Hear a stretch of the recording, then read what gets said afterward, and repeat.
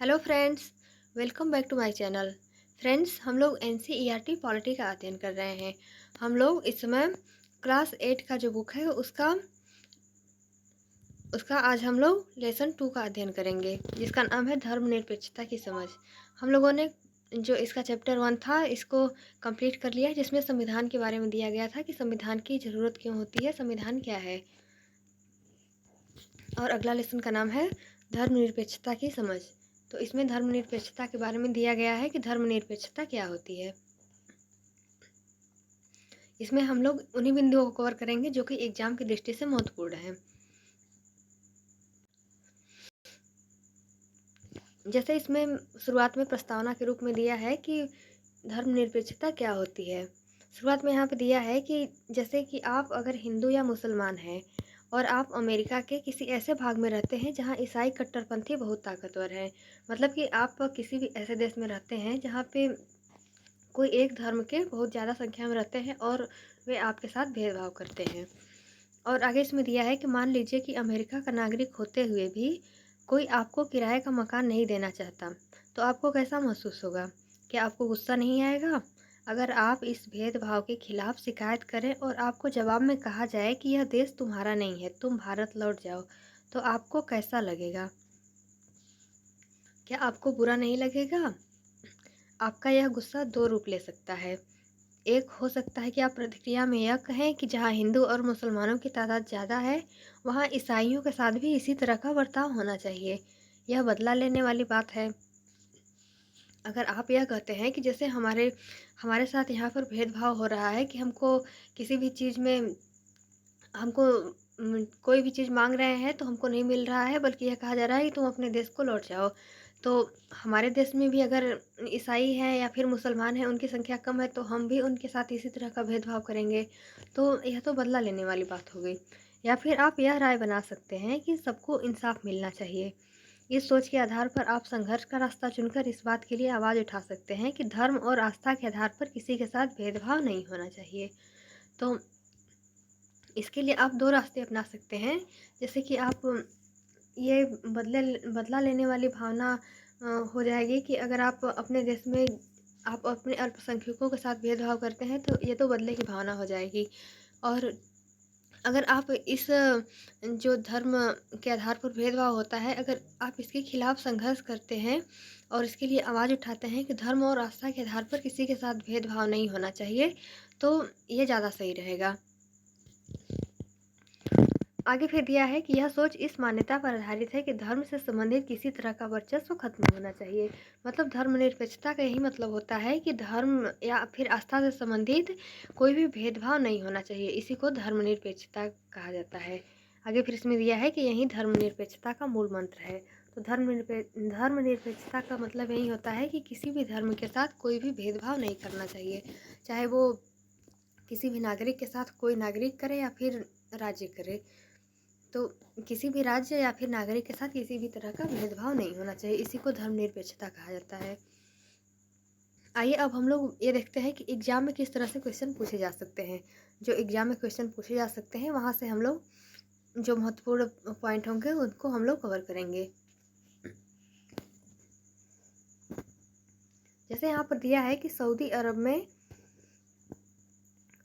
में गैर मुसलमानों को मंदिर या गिरजाघर बनाने की छूट नहीं है। न ही इन धर्मों के लोग वहाँ पूजा अर्चना के लिए किसी सार्वजनिक स्थल पर इकट्ठे हो सकते हैं। जो सऊदी अरब देश है, वहाँ पे मुसलमानों की संख्या अधिक है और वहाँ पे गैर मुसलमानों को मंदिर या फिर गिरजाघर बनाने की छूट नहीं है। वे न ही इन धर्मों के लोग न ही पूजा अर्चना के लिए किसी सार्वजनिक स्थल पर एकत्रित हो सकते हैं। तो यहाँ से क्वेश्चन पूछा जा सकता है कि ऐसा कौन सा देश है जहाँ की गैर मुसलमानों को मंदिर या गिरजाघर बनाने की छूट नहीं है, तो वो सऊदी अरब देश है। आगे फिर देखते हैं।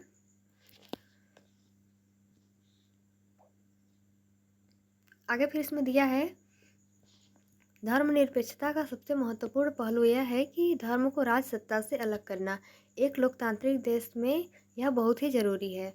तो धर्मनिरपेक्षता का मतलब यही होता है कि जो धर्म होता है किसी भी देश को किसी भी धर्म को नहीं मानना चाहिए। धर्म को राजसत्ता से अलग रखना, मतलब कि जो राज्य होते हैं उनको धर्म से अलग रखना, यह धर्मनिरपेक्षता होता है। एक लोकतांत्रिक देश में तो यह बहुत ही ज़रूरी है। लोकतांत्रिक देश में तो यह इसलिए ज़रूरी है क्योंकि हर एक देश में बहुत सारे धर्म के लोग रहते हैं। अगर कोई भी देश किसी एक धर्म को अधिक बढ़ावा देता है तो उसे हम लोग धर्मनिरपेक्षता नहीं कहते हैं, क्योंकि अन्य धर्मों के लोग के साथ उस तरह से भेदभाव होगा। और फिर इसमें दिया है कि भारतीय धर्मनिरपेक्षता क्या है। जैसे वहाँ यहाँ पर अमेरिका का उदाहरण दिया गया था, तो अब इसमें भारतीय धर्मनिरपेक्षता के बारे में दिया है कि भारतीय धर्मनिरपेक्षता क्या है भारत के संदर्भ में। तो यहाँ पे दिया है कि भारतीय संविधान में कहा गया है कि भारतीय राज्य धर्मनिरपेक्ष रहेगा।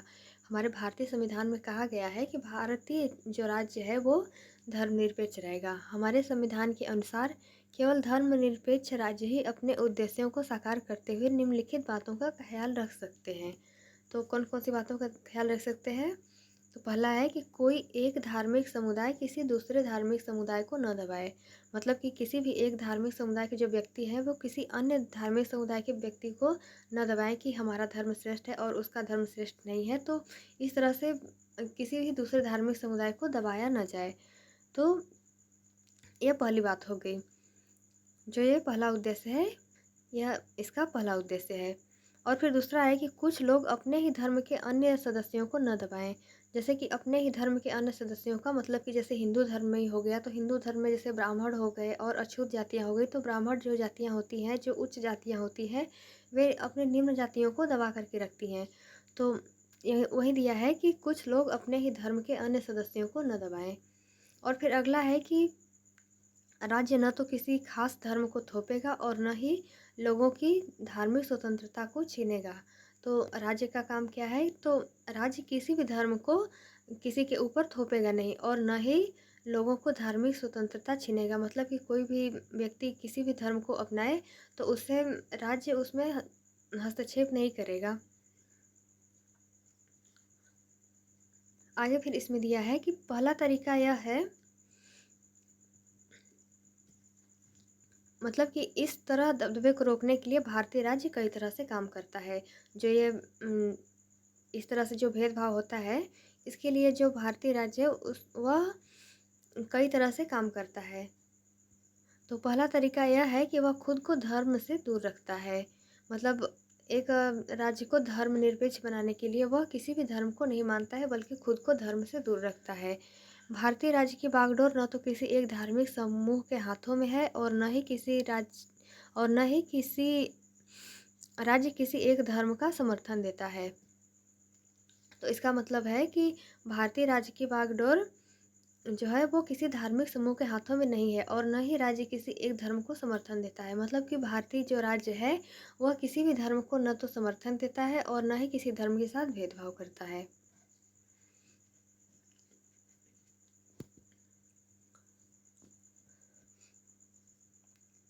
और फिर धार्मिक वर्चस्व को रोकने के लिए फिर दिया है कि धार्मिक वर्चस्व को रोकने के लिए भारतीय धर्मनिरपेक्षता का दूसरा तरीका है अहस्तक्षेप की नीति। इसका मतलब है कि सभी धर्मों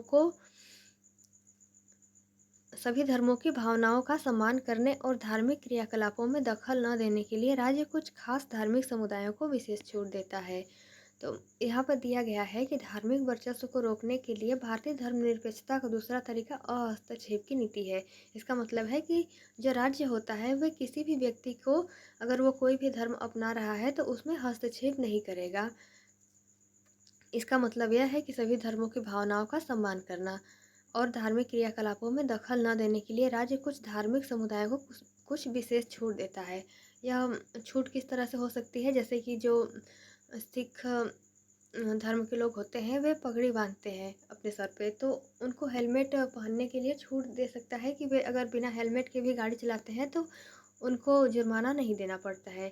जैसे कि यहाँ पे उदाहरण के रूप में यहाँ पर दिया गया है कि अगर कोई भी व्यक्ति, जैसे वो सिख धर्म का है, तो अगर वो हेलमेट नहीं पहनता है तो भी उसको जुर्माना नहीं देना पड़ता है।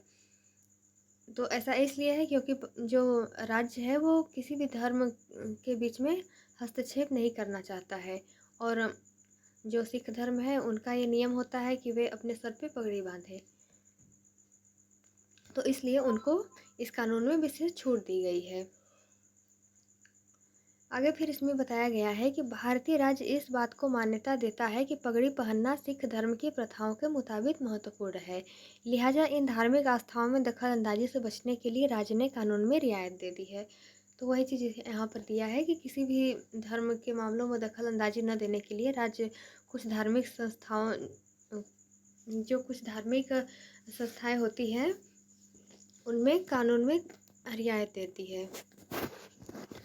आगे फिर दिया है कि धार्मिक वर्चस्व को रोकने के लिए भारतीय धर्मनिरपेक्षता का तीसरा तरीका है हस्तक्षेप का तरीका।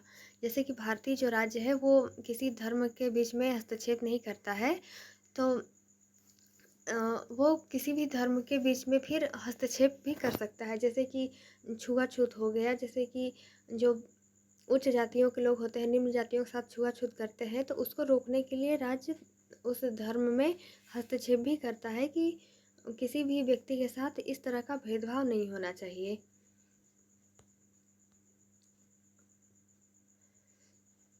आगे फिर दिया है कि धर्म के नाम पर अलग थलग करने और भेदभाव को रोकने के लिए भारतीय संविधान ने छुआछूत पर पाबंदी लगाई है। तो जो धर्म के नाम पर भेदभाव होता है और छुआछूत होती है उसको रोकने के लिए भारतीय संविधान ने छुआछूत पर प्रतिबंध लगाई है। तो यह हो गया हस्तक्षेप करने की नीति कि राज्य किसी भी व्यक्ति को समान अधिकार दिलाने के लिए वो हस्तक्षेप भी करता है।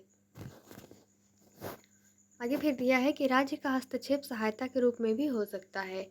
भारतीय संविधान धार्मिक समुदायों को अपने स्कूल और कॉलेज खोलने के लिए अधिकार देता है। गैर प्राथमिकता के आधार पर राज्य से उन्हें सीमित आर्थिक सहायता भी मिलती है। मतलब कि राज्य हस्तक्षेप के साथ साथ ऐसा भी करता है कि कोई भी धार्मिक समुदाय है तो उनको अपने स्कूल या कॉलेज खोलने के लिए कुछ कुछ जो है वो आर्थिक सहायता भी करता है।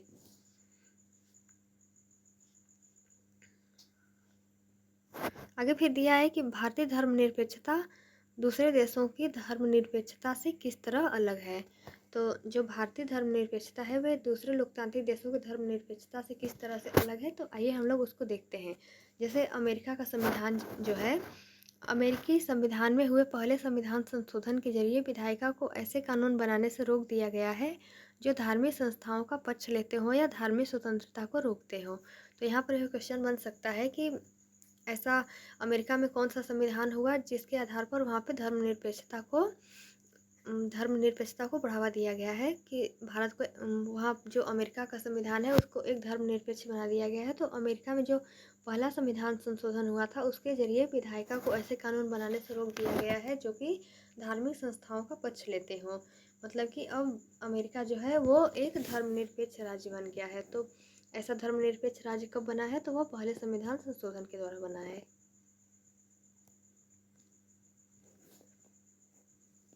आगे फिर है कि संयुक्त राज्य अमेरिका में राज्य और धर्म के पृथक्करण का मतलब है कि राज्य और धर्म दोनों एक दूसरे के मामलों में किसी भी तरह का दखल नहीं दे सकते हैं। यहाँ पे दिया है कि जो संयुक्त राज्य अमेरिका है वहाँ पे राज्य और धर्म एकदम पृथक पृथक है। राज्य किसी भी धर्म के मामले में हस्तक्षेप नहीं करेगा और न ही धर्म जो है वो राज्य के मामले में हस्तक्षेप करेगा। लेकिन भारत में ऐसा नहीं है। अगर भारत में किसी तरह का भेदभाव होता है, कोई छुआछूत होती है, तो राज्य उनके बीच में हस्तक्षेप करता है तथा उन पर प्रतिबंध लगाता है। तो अमेरिका में ऐसा नहीं है। अमेरिका में राज्य और धर्म दोनों एकदम बिल्कुल अलग हैं। आगे फिर इसमें दिया है कि अमेरिकी धर्मनिरपेक्षता में धर्म और राज्य के बीच स्पष्ट अलगाव के विपरीत भारतीय धर्मनिरपेक्षता में राज्य को धार्मिक मामलों में हस्तक्षेप करने की छूट दी गई है।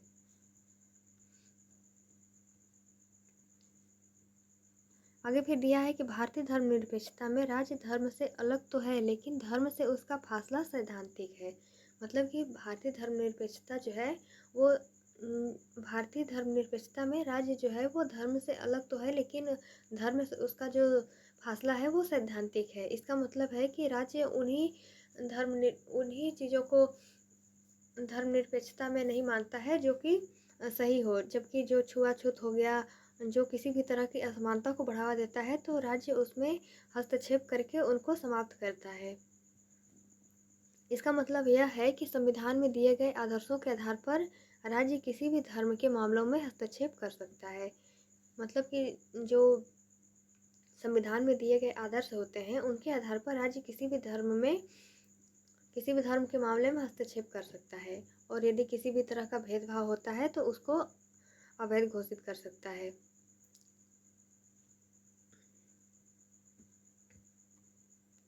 आगे फिर फ्रांस के बारे में दिया गया है।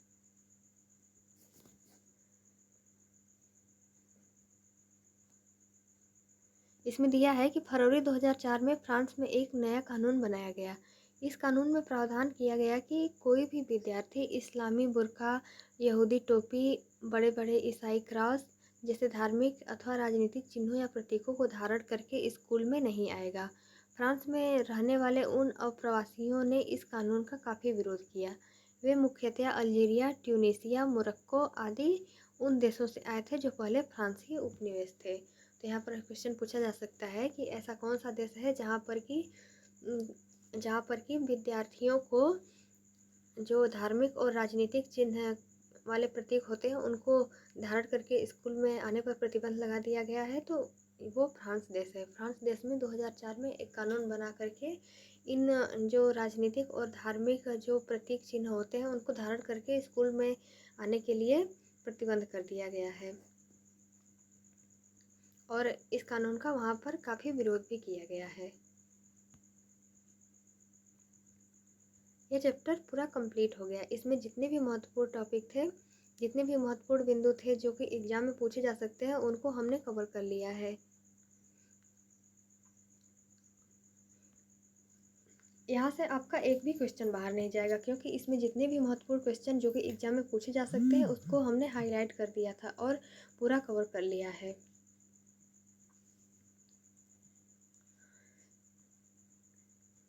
अगर आपको ये वीडियो पसंद आता है तो आप लोग इसको लाइक एंड सब्सक्राइब करिएगा। वीडियो देखने के लिए आप लोगों का बहुत बहुत धन्यवाद।